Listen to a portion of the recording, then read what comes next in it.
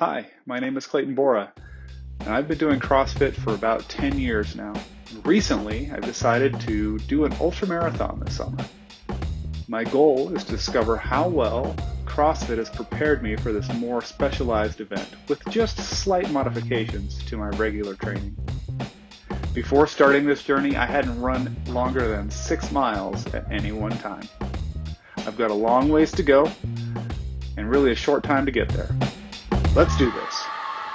All right, so today's video is going to be a little bit different. I'm going to talk a little bit about training and kind of my goals for training and how I'm approaching my training for this ultramarathon and how it differs from my regular training, and maybe just kind of give some context and some explanation of what regular CrossFit training looks like. Anyway, so you're going to be seeing me standing on a whiteboard talking about training and stuff. It's kind of nerdy, but I don't know, I find it super interesting, so I thought I'd share it. All right, so before I go into like what my training looks like and why I'm doing the way that I am doing it, I feel like context is important. So I'm going to try to give a pretty quick and broad explanation of what general CrossFit training, the aim of what it is supposed to be, and then kind of contrast that to what I'm doing and how I'm modifying CrossFit for this particular event, this 52K race. So the aim of CrossFit in general is to create the broadest and most inclusive fitness possible. So to do that, we have to be exposed to an infinite number of things. Like the things that we get exposed to and try doing have to constantly be growing and changing so that what's included in our fitness continues to grow. What we know from the data is that people that are specialists aren't as well, by definition, like they are a specialist, so they're not as well rounded and their fitness isn't as broad and inclusive. So this is what I mean by that. So this is kind of a simple example of what we have going by here. So there's a little simple bar chart. There's other ways of drawing this that I think are more interesting, but this way is the easiest to do on a whiteboard. Across the bottom, we have 10 general physical skills that are included in what true fitness is. None of them are aesthetics, but they're just they're physical skills. And then here on the vertical axis, we'll say at the top is human potential. And we're going to say general human potential, but this could work as general human potential, but more often just as an individual's human potential. So across the bottom, we have power, strength, speed, accuracy, agility, cardiorespiratory endurance, stamina, balance, coordination, and flexibility. Okay, so here I've got the bars all filled in equally. They are about 50% of the way to human potential, but that doesn't really matter. What we're looking at here is it being broad and inclusive. So this hypothetical person, has just as much cardiorespiratory endurance as they do strength. Okay, so as a comparison to that, maybe someone that is a strength athlete, someone that is that's a power lifter per se, would have a much higher level of strength and a much lower level of everything else. And the reason for that, I mean, it may even be lower. It's hard. Again, every individual is different. But the more that we specialize in something, the more time we have to spend doing it. And that means that our other things, these other physical aspects, these skills that are part of well-rounded and broad fitness, are being neglected just because of the limited amount of time you have to train for it. So another example of this would be, oh man, I erased all that. Well, we'll just make this level, boop, boop, boop, with the rest of those. Okay. The other example of that would be if you're a ultramarathoner. Your cardiorespiratory endurance is going to be really high. Your stamina is probably going to be pretty high.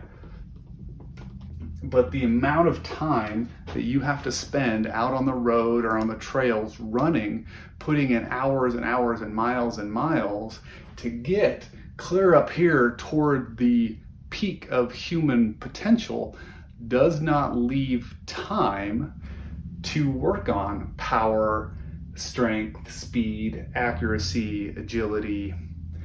Depending on how good you are at technical trails, maybe you'll have a little bit higher agility, you can practice that skill a little bit. But these power, strength, and speed things are going to be way down when you're talking about true speed, like 100-yard dash or or like just an all-out sprint of like a 400 meters. Probably going to be a little bit slower than someone that trains those things, right? So the goal of CrossFit is, like I was saying, is to make everything even. Now, keep knocking my eraser down. Since these are all, we'll bring all these back down to level and pretend that they're where they were. What we're trying to do, like this would be like nowhere near human potential. So with CrossFit, we're trying to get all of these up as close to that person's potential as possible. Now there's some things that we're going to be like genetically and a little bit more adept at doing. So you'll have some things that are weaknesses, right? And we'll try to work on those weaknesses. So your training may actually, like the best thing may be to put a little bit more of a bias on those things to bring them up, like just a bias for a little while, bring them up so that everything's in line. But the goal is to constantly be bringing these up. And then we get a good picture of what your fitness is by having everything underneath this. Like that is a good picture of what your fitness includes. It's not a perfect view of what your fitness is, but it gives us kind of like an idea. And so we can test all these things, like power is expressed with, moving a load over a certain amount of distance divided by the time it took you to do that. So we can measure that. We can measure how much weight you can lift or push or pull or whatever. We can measure your strength. We can measure your speed. How fast does it take you to run 100 meters? How fast can you run 200 meters? How fast can you run a mile? Those sorts of things. We can measure accuracy. Like all of these things have a measurable component, so we can test and move them up. Okay. That's enough talking about kind of what the aim of what CrossFit is.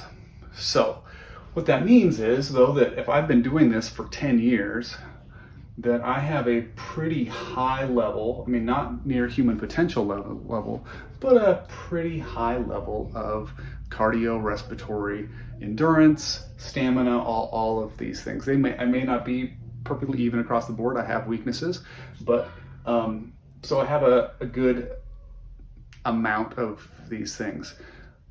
But if it takes up here levels of cardiorespiratory endurance and stamina, say, to do an ultramarathon, then what am I going to do? I have a pretty good base, but how am I going to do in a race?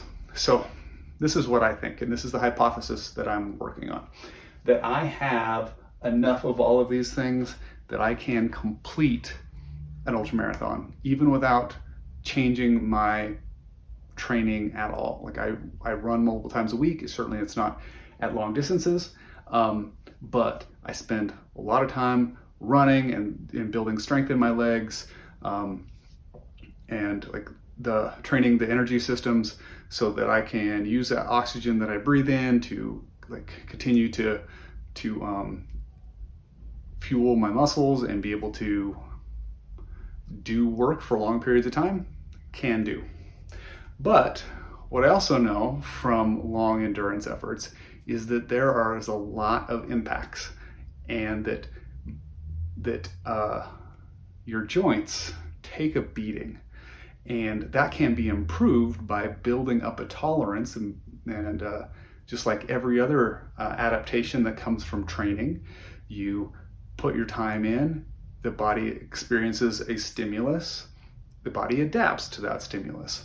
So I'm doing some longer running in my training to not to necessarily work on my cardiorespiratory endurance or stamina, because I think that those are probably adequate, but I don't want to get done with this race and have my body be broken. I want to build up a tolerance, have my body adapt to the training stimulus so that I can come out the other side and not be a broken human being just because of the impacts to my joints, from my feet, my knees, my hips, that stuff. I don't want that, okay? So my training is a little bit biased. So let's talk about what a week's worth of training for me currently looks like, what it has looked like, and then kind of where it's going. So I'm gonna erase all this.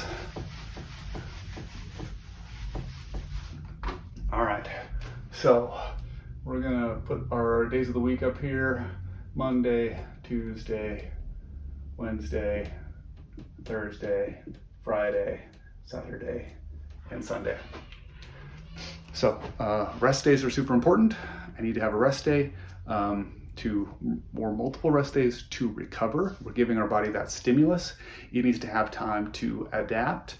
So currently, the way that my rest days are working is on Tuesday and do Friday, I believe. That's currently what I'm doing. So Monday is CrossFit. Wednesday, we'll come back to Wednesday. Thursday is CrossFit.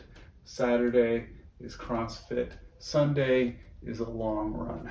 Now Wednesday, for me currently, is so one of my other goals for this year is to increase my bench press.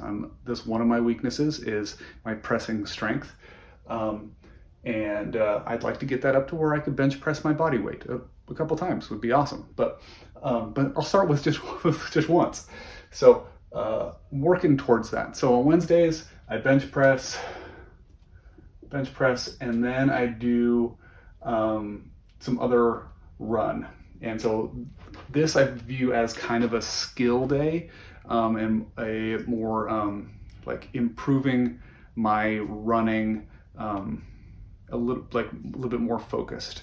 So these days I'll do sprint intervals, or I will do hill climbs, hill sprints, get some hill work in, or I will do something that's a little bit slower paced, and work on my cadence or work on my running technique, because the better I can make my technique, the more efficiently I'll run, and then I will run farther, easier, and with less wear and tear on my body. So that's what I'm working on those days, putting in the work, getting some speed work in, and then technique and that sort of stuff. So I got basically 2 workouts that day. The long run is on Sunday. I started out trying to maintain certain paces and running certain distances. And then I realized that I'm running on a trail, and that's going to be it's going to be different. And the pace at which I can maintain, a run is not going to matter when I get to this terrain that I've never run on before. And it's just going to be completely kind of random. So I'm paying less attention to my pace for a distance or even running distances, and more about trying to develop more time on my legs. So I'm switching things up starting in this next week, and I'll talk about that here in a second. But one of the other things that I'm doing to increase time on my legs is that the weather's getting warmer now, so I'm walking as often as I can whenever I need to go. So I live about a mile from the gym here. So when I come to work, go home, do that sometimes multiple times a day, I'm walking. I'm trying to get as much time on my legs as possible, getting my joints feeling like just getting used to more and more impacts. I know it's not the same thing as running, but it is something, and it is going to be hopefully beneficial in the long run. Again, this is kind of an experiment. So what I've been doing is doing this one long run on Sundays. But I have a business to run. I thought I do a lot of work on Sunday. But I have a wife, I have 2 kids, I have other things that need to be done, like I have responsibilities, things I need to do around the house. I need to spend time with my family since I work a lot. I don't spend a lot of time with them during the week. So I can't just disappear for an entire day as I'm working up to, a 6 hour run or whatever this 52K race is going to take me. So I've been trying to work up to longer and longer times on Sundays, and kind of had hit and miss just on my ability to be able to do that. But I know that I really need to ramp stuff up because I only have a couple months left to the race.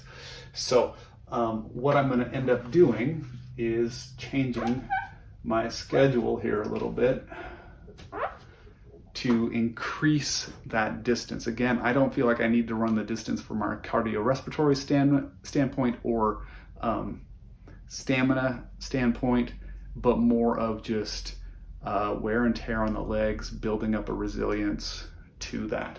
So Thursday is going to be a rest day. I'm going to do another long run on Saturday, and Friday will be CrossFit. So Monday will be a rest day, and Tuesday will be CrossFit. So that's what my new schedule will be like. So I have 2 days on, rest day, 3 days on, rest day, 2 days on, rest day, 3 days on, so on and so forth. So what I'm doing here is on Saturday and Sunday, so I'm taking the length of time that I was running, and then I'm splitting it in half. So if I was out running for 2 hours on Sunday, I'm now going to run an hour and 10 minutes on Saturday and an hour and 10 minutes on Sunday. And so I'm increasing my time on my legs by 10 minutes per run. So it's a 20 minutes total, which is 10%. And it will, well, not exactly 10%, but because hours are 60 minutes and not 100 minutes, but that doesn't matter necessarily. But I'm just gradually gonna increase the time on my legs a little bit on each day up until like a week or so before race day, and then I will taper that back a little bit, just let my legs recover. But what that's doing is that's giving me some significant amount of time on my legs, getting that second run in like a longer distance on tired legs from the day before. But it's also letting me not be gone for 5 hours in a day or longer, trying to get training time in as I progress through the next month or two on that. So that's what my training is looking like. Again, it may change in the future depending on how I'm feeling. I may have to, this thing here has not yet happened, so I don't know how that's going to look. My first one is this Saturday and Sunday is my first time doing the back-to-backs on Saturday and Sunday, so we'll see how that goes. But this is the plan. And so as you can tell, there's a little bit of bias from my regular CrossFit training where I'm biasing more toward long run, but I'm not totally missing my CrossFit. I still have 2 days of CrossFit in. I'm still getting 2 rest days to recover. And part of CrossFit is having a heavy lifting day, at least often once a week, which I get in here with my bench press and then running sprints and stuff like that is well within regular CrossFit training. It's just here it's on the same day every week, so it's not as varied as that might be ideal, but it works better for my schedule that way. So Wednesday could also be considered a CrossFit day, because it is very much within the realm of CrossFit training. These really longer efforts on Saturday and Sunday are outside of what's regularly considered CrossFit training. So anyway, that's what I'm doing. That's why I'm doing it the way that I'm doing it. And I really want to see, like, with just minor modifications to CrossFit training, can I run an ultramarathon, complete an ultramarathon, come out of it not being a broken human being, not being in last place. I don't want to win, but let's just see how it goes and see how well it can be done. And then I have some knowledge of, okay, this is what can happen. And I maybe trained more than I needed to. It turned out being easier than I thought it was going to be. Then I can adapt this training schedule to do another one if I even enjoy the first one. So I'm gonna stop rambling there, and see you next time.